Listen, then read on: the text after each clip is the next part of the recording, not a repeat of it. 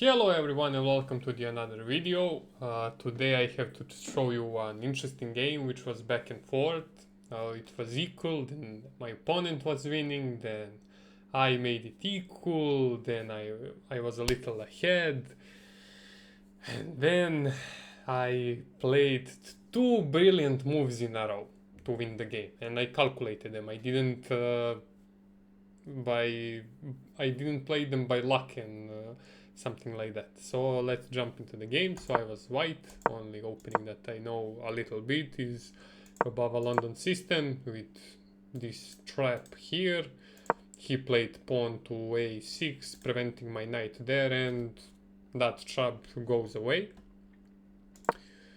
Yeah, after this match I think I learned that I should push this pawn and not this. I mean, this pawn is preparing this pawn to go to the center, which it was played. Okay, he played knight here, which would activate the trap, but because of the pawn on a6, as I mentioned before, I cannot go there. So, oh yeah, I wanted to stop the knight here. Okay, that's why I played it. He plays this, now I played pawn here. I'm still losing, don't know why. Then he blunders. I didn't knew that. Now in this game you will see, I think multiple times I had a fork which I didn't notice. Like for example here, it was a clear fork and I didn't notice. I didn't notice it. And I took the bishop. Like, okay, but nothing special. Now he takes with the queen. I have again the fork. But I didn't notice. I didn't notice. I don't know why. I mean, he can take with the knight, I take the knight, and that's it. So yeah, I missed two forks in a row. Don't know why it didn't cross my mind that I can play it earlier and even now. But alright, we keep going. Oh yeah, I made a mistake with queen here. Don't know really why. I mean, my point was queen cannot go here and cannot... Before my queen, his queen could have gone here. And that's why I played queen here to prevent it. But actually, why this is bad? Because now he takes...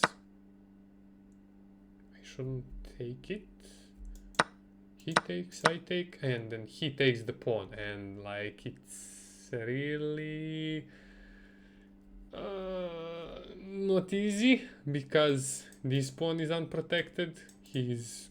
Why not trying to trade the queens? Okay, he won't take the knight, but also he's attacking this pawn. So because of this situation, I see I'm worse. So like, okay, I have to accept it. Trade the queens. He will take with the knight and keep going forward. I'm down a pawn. I don't know that I'm down 1.8 points in material, but like, yeah. And the game keeps going. I castled to attack the knight. He moved the pawn to protect the knight.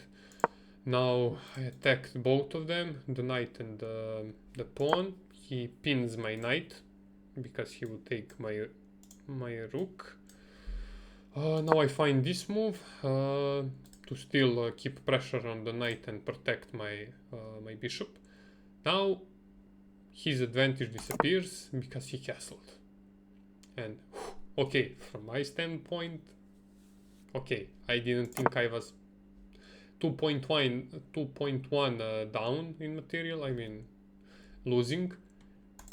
But here I was like, okay, I'm still losing a pawn, he's creating even more pressure, he will move the knight somewhere, I don't know, it doesn't matter, he would force the trade of the rooks to trade my pieces and just chip off equal trades favored him. Then I wanted... Oh yeah, this pawn was free. That also didn't cross my mind. I didn't even see it. There is no more rook, so my knight can move.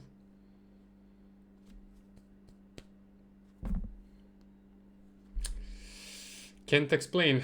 So yeah, brain lag, brain freeze, whatever. So yeah, I attack the bishop, and then he takes, which is fine. But then I take, threatening the bishop. And then he took with the bishop. I have no idea why. I mean, now his brain freezes or whatever. He misplayed it. He should have just took with the rook. Okay, no, I cannot go there. So, like, took with the rook.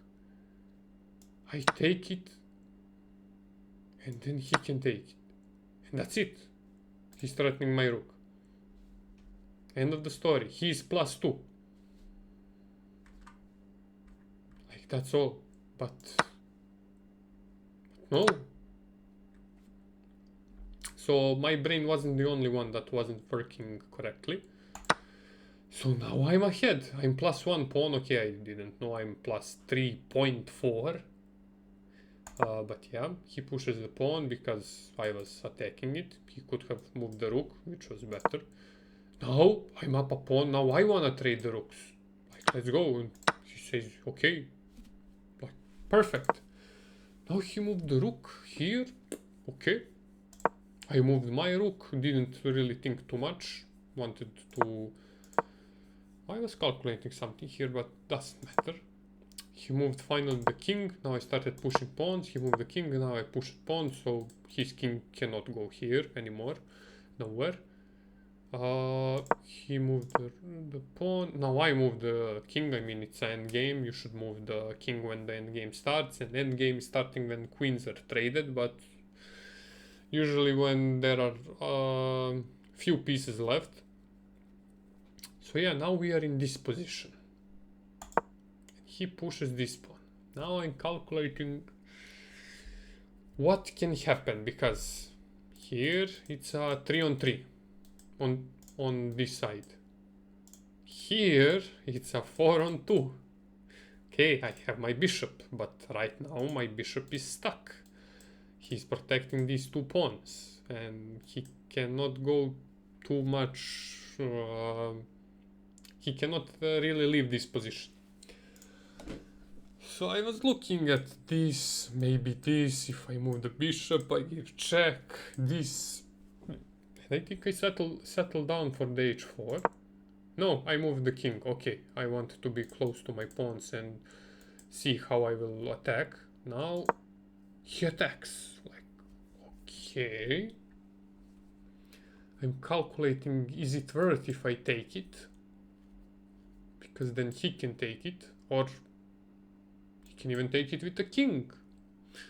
And I don't see what next. I mean, I'm losing a pawn, and I'm losing a central pawn on b file between those two, and I'm not really happy with this. Like, I much more prefer if he takes, I take. Like, let's see. Yeah, I don't lose really too much advantage. But yeah, and I settle down here because if he moves this pawn, I take, he takes, or no, okay, I take, he takes, and that's and then I take with the bishop. Easy peasy. He cannot take with the rook because I will take his rook, so he cannot go this pawn. If he pushes this pawn, I just want to trade it. Like, let's go. And to eliminate one more pawn. He then moved the king here, so he is leaving his pawns then. Now he cannot go there, so he can go somewhere there. If he wants to move his king more.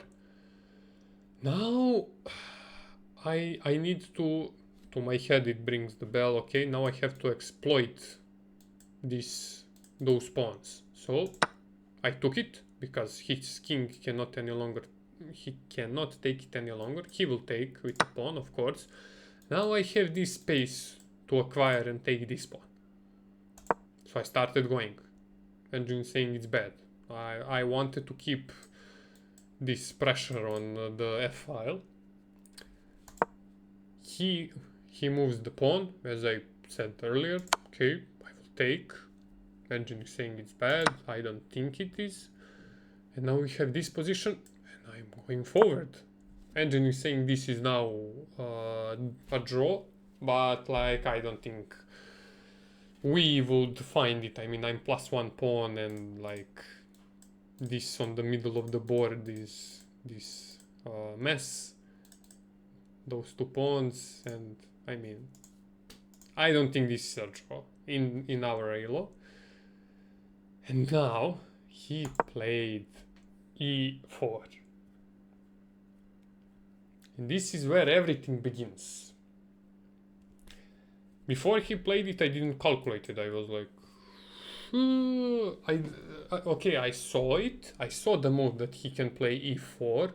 And I was like, okay, I just moved the bishop, probably on c2, keep the pressure on this diagonal, and something with this. Here, how much did I spend it? I think I spent it 2 minutes.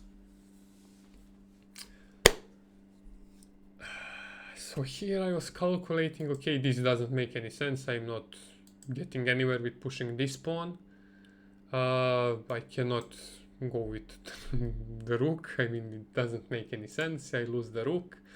So the only option was king here, attacking this pawn. Like he takes, I calculated this, he takes, I take. But then he would start pushing it. I would have to go below. He would have to move his king, his rook. I move my king here. And then he will start marching forward. I would start pushing my pawn.